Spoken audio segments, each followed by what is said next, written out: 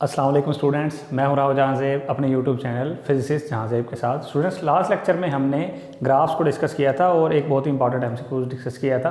तो आज के लेक्चर में हम फोर्स एंड मोशन के चैप्टर से ही बहुत इंपॉर्टेंट न्यूटन के लॉज को डिस्कस करेंगे और उसके साथ साथ इम्पल्स और लीनियर मोमेंटम को भी डिस्कस करेंगे।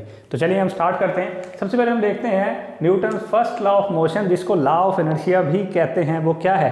तो बजे Newton first law of motion ये कहता है कि अगर किसी ऑब्जेक्ट पे एक्सटर्नल फोर्स अप्लाई ना हो रही हो, किसी ऑब्जेक्ट पे कोई भी एक्सटर्नल फोर्स ना लग रही हो, तो वो अपनी स्टेट को मेंटेन रखता है, अपनी स्टेट को चेंज नहीं होने देता, चाहे वो रेस्ट की स्टेट हो, चाहे यूनिफॉर्म मोशन की स्टेट हो। यानी कोई एक्सटर्नल फोर्स नहीं होनी चाहिए। उस सूरत में क्या होगा, न्यूटन फर्स्ट लॉ होल्ड करेगा। अब यही तो बेसिकली डेफिनेशन है इनर्शिया की। इनर्शिया भी तो क्या है, किसी बॉडी की वो प्रॉपर्टी जिसकी वजह से वो अपने अंदर चेंज को रजिस्ट करे। अब अगर चेंज को रजिस्ट कर रहा है तो यानी न्यूटन फर्स्ट लॉ लागू होगा और उसी को लॉ ऑफ इनर्शिया कहेंगे।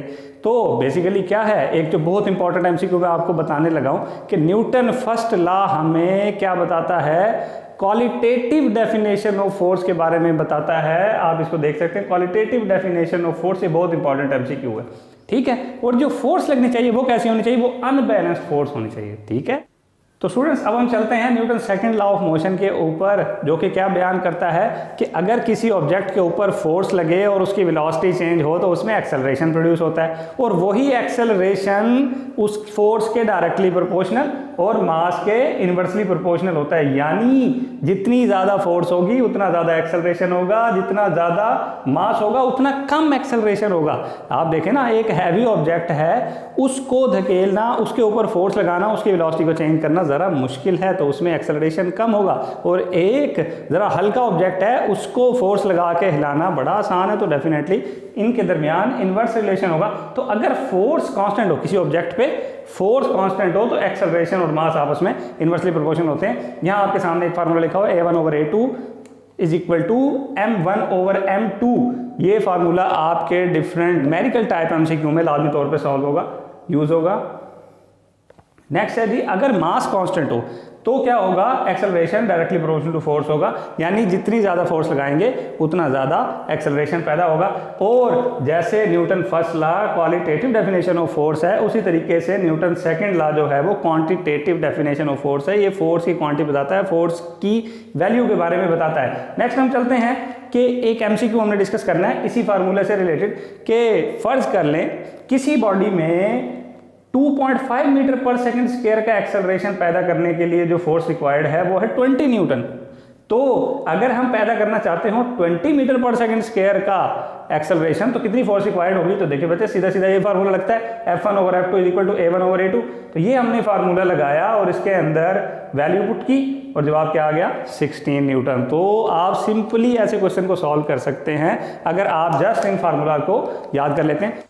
तो स्टूडेंट्स, अब हम डिस्कस करते हैं Newton third law of motion, जो ये कहता है कि एक्शन रिएक्शन पेयर की जो फोर्सेज होती हैं वो मैग्नीट्यूड के लिहाज से बराबर होती हैं और एक दूसरे के ऑपोजिट होती हैं। तो इस एग्जांपल में हम देख पा रहे हैं कि दो फोर्सेज हैं। एक बुक जो है वो एक टेबल के ऊपर मौजूद है, बुक को हमने कह दिया 2 और टेबल को 1 का नाम दे दिया। तो F21 वो फोर्स है जो बुक टेबल के ऊपर लगा रही है और F12 वो फोर्स है जो टेबल बुक के ऊपर लगा रहा है। तो F12 बराबर होगा माइनस F21 के, यानी इनकी डायरेक्शन एक दूसरे के बिल्कुल ऑपोजिट होगी। अब आप गौर करें तो ये जो F21 फोर्स है वो बुक टेबल के ऊपर लगा रही है और F12 जो फोर्स है वो टेबल बुक के ऊपर लगा रहा है। तो यहाँ जो फोर्स है वो दो डिफरेंट बॉडीज के ऊपर लग रही हैं। तो ये आपने याद रखना है, न्यूटन थर्ड लॉ जो लागू होता है उसमें फोर्सेस डिफरेंट बॉडीज पे लग रही होती हैं, एक ही बॉडी के ऊपर अमल नहीं कर रही होती। इसीलिए हम कहते हैं कि ये action reaction pair equilibrium produce नहीं कर सकता, क्योंकि इक्विलिब्रियम प्रोड्यूस करने के लिए जरूरी है एक ही बॉडी के ऊपर तमाम फोर्सेस लग रही हों। अब हम बात करते हैं जी मोमेंटम की। मोमेंटम क्या है, किसी बॉडी में अगर मोशन मौजूद है, वो मूव कर रहा है, तो उसमें मोमेंटम मौजूद है। मोमेंटम का formula P is equal to mv, एक वेक्टर क्वांटिटी है और इसका unit kilogram metre per second है। नेक्स्ट चीज देखते हैं जी, सेकंड लॉ को इससे कैसे रिलेट करेंगे। मोमेंटम के टर्म में हमने सेकंड लॉ को डिफाइन करना है।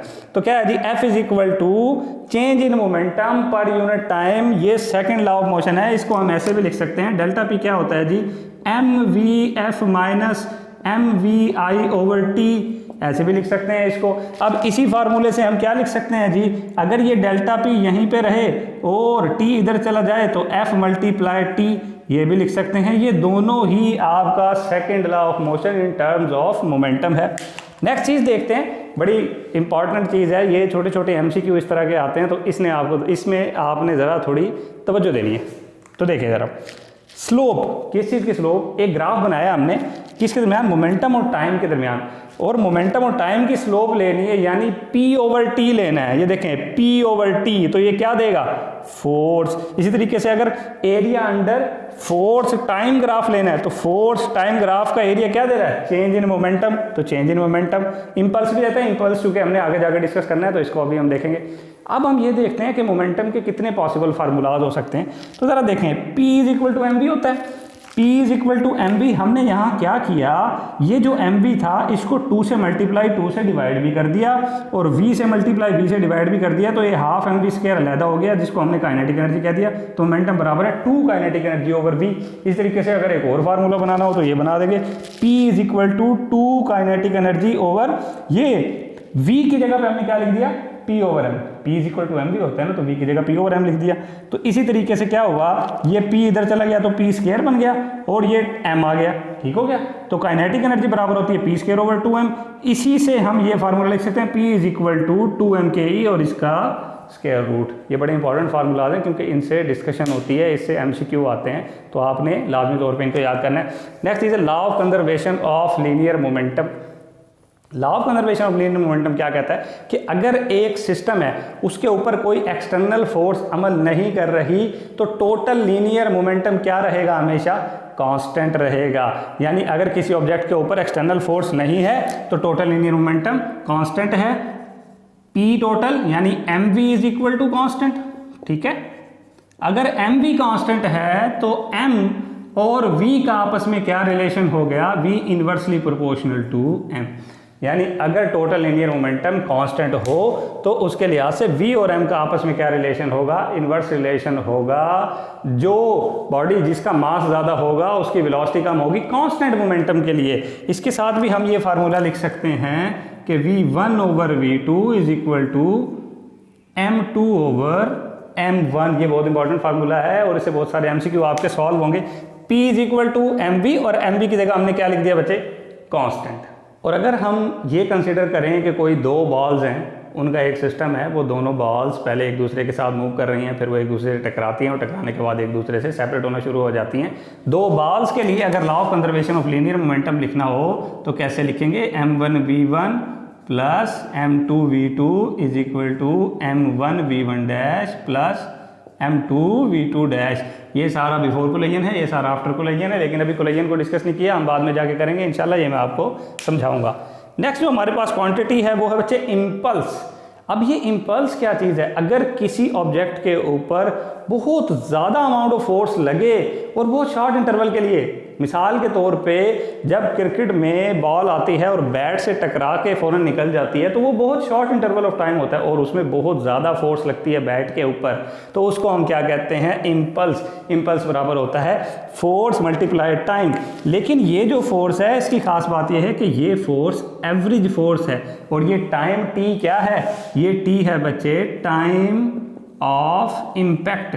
इसको समझ लें कि ये टाइम ऑफ इम्पैक्ट दरअसल क्या चीज़ है। देखें टाइम ऑफ इम्पैक्ट क्या है कि ये बॉल आ रही है, ये बैट के साथ टच हुई, यहाँ से टाइम शुरू हो गया और ये टकरा के बैट के साथ प्रेस होके जब ये वापस बैट की सरफेस को छोड़ेगी वहाँ तक का टाइम, यानी इसके आके टच होने से लेके जब ये बैट की सरफेस को छोड़ेगी वहाँ तक का टाइम जो है वो कहलाता है टाइम ऑफ इम्पैक्ट। अब देखें हमने क्या देखा था कि ये जो F मल्टीप्लाई T है ये तो बराबर है चेंज इन मोमेंटम के, तो यानी यहाँ पे इम्पल्स बराबर आ गया change in momentum = F multiply by T, ठीक हो गया। अब देखें अगर मोमेंटम कांस्टेंट है तो F और T के दरमियान में क्या रिलेशन बन गया, इनवर्स रिलेशन। F और T के दरमियान में क्या रिलेशन बन गया, इनवर्स रिलेशन। ये बहुत ज़्यादा इम्पॉर्टेंट एक रिलेशन है, मैं आपको समझाता हूँ किस तरीके से। देखें बच्चे, अगर टाइम ऑफ इम्पैक्ट ज़्यादा होगा तो फोर्स कम लगेगी, अगर टाइम ऑफ इम्पैक्ट कम होगा तो फोर्स ज़्यादा लगेगी। इसकी मिसाल को आपकी टेक्स्ट बुक के अंदर एक MCQ के जरिए समझाया हुआ है, जिसमें एक रबर बुलेट है, एक लेड बुलेट है, ठीक हो गया। उसमें अब होगा क्या, रबर बुलेट अगर किसी चीज़ से जाके टकराती है, वो रबर बुलेट जाके टकराएगी और रबर बुलेट प्रेस होगी, प्रेस होने के बाद वापस एक्सपेंड होगी और जाएगी। इसका जो टाइम ऑफ इम्पैक्ट होगा आप खुद बताएं क्या होगा, टाइम ऑफ इम्पैक्ट तो ज़्यादा होगा क्योंकि टकराई है, प्रेस हुई है, फिर वापस आई है। टाइम ऑफ इम्पैक्ट ज़्यादा है तो फोर्स क्या लगेगी, कम लगेगी। और अगर वही लेड बुलेट हो, लेड बुलेट जाके टकराएगी, टकराते ही वापस आ जाएगी क्योंकि वो प्रेस नहीं हो सकती, तो उसका टाइम ऑफ इम्पैक्ट क्या होगा, बहुत कम, और फोर्स क्या लगेगी, ज़्यादा। तो देखें रबर बुलेट जो है वो हमें बहुत कम डैमेज करेगी, जबकि लेड बुलेट जो है वो बहुत ज़्यादा डैमेज करेगी, उस पर फोर्स ज़्यादा लगेगी। यही प्रिंसिपल तो यूज़ होता है आपके बाइक के हेलमेट में। बाइक के हेलमेट के अंदर वाली सरफेस जो है वो रबर की बनाई हुई होती है, ताकि अगर कोई चीज़ आके लगे तो टाइम ऑफ इम्पैक्ट ज़्यादा हो और फोर्स बहुत कम लगे।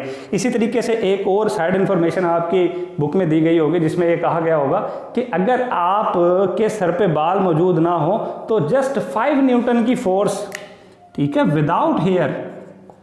विदाउट हेयर जस्ट 5 न्यूटन की फोर्स आपके सर को फ्रैक्चर कर सकती है।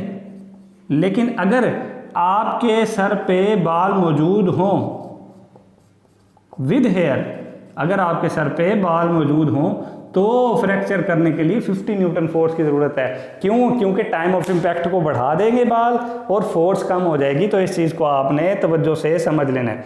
नेक्स्ट, इसी law of conservation of momentum की एग्जांपल को समझने के लिए हम एक राइफल बुलेट सिस्टम लेते हैं। राइफल बुलेट सिस्टम में क्या होता है कि राइफल के ज़रिए जब बुलेट को फायर किया जाता है, राइफल पीछे की तरफ जाती है और बुलेट आगे की तरफ जाती है। तो फ़र्ज़ कर लें कि राइफल का जो मास है वो कैपिटल M है और उसकी वेलोसिटी v है, और बुलेट का जो मास है वो स्मॉल m है और वेलोसिटी, आप इसकी वेलोसिटी को v डैश कह लें और इसकी वेलोसिटी को v कह लें। तो क्या होगा, इनका मोमेंटम एक दूसरे के बराबर, मोमेंटम क्या रहेगा, सेम रहेगा। मैंने पहले बताया मोमेंटम कंजर्व रहेगा। अगर मोमेंटम कंजर्व है तो इसका मोमेंटम इज इक्वल टू इसका मोमेंटम, राइफल का momentum is equal to bullet का मोमेंटम, लेकिन साथ क्या आएगा, माइनस, क्योंकि राइफल जो है वो फायर के बाद पीछे की तरफ जाएगी और बुलेट आगे की तरफ जाएगी। तो आपने क्या कहा, इसके साथ माइनस लगा दिया। यहाँ से अगर आपने राइफल की वेलोसिटी निकालनी है, इसको मैं लिख देता हूँ वी राइफल ये है और वी बुलेट ये है।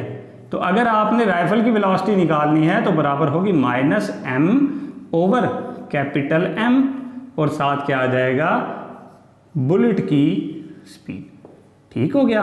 तो इस तरीके से आप राइफल की वेलोसिटी निकाल सकते हैं। साथ साथ अगर आप काइनेटिक एनर्जी मालूम करना चाहते हैं राइफल की, तो kinetic energy of rifle is equal to minus, यहाँ पर माइनस नहीं लगाना क्योंकि ये क्या है, काइनेटिक एनर्जी नेगेटिव नहीं होती, m ओवर m और साथ काइनेटिक एनर्जी ऑफ बुलेट। तो ये भी आप कर सकते हैं, ये भी इंपॉर्टेंट फार्मूला जो आप यूज़ कर सकते हैं। तो बच्चे इनको आपने अच्छे तरीके से देखना है, याद करना है और समझना है, और इसके लिहाज से MCQs को सॉल्व करना है। अगर कोई भी सवाल क्वेरीज हो तो आप हमसे पूछ सकते हैं। व्हाट्सएप नंबर भी हमारा मौजूद है और आप कमेंट सेक्शन में भी सवाल पूछ सकते हैं। तब तक के लिए अल्लाह हाफ़िज़, शुक्रिया।